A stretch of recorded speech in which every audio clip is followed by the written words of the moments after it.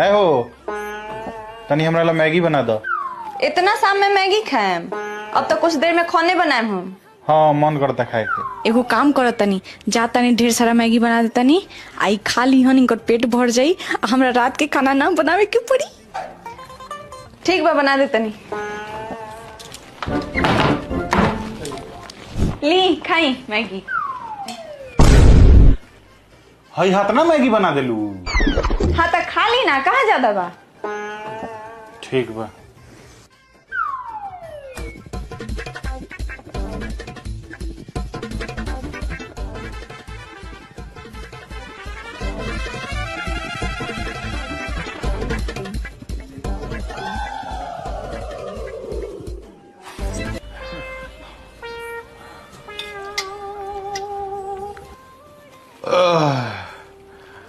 अब हमार पेट भर गइल बा पूरा।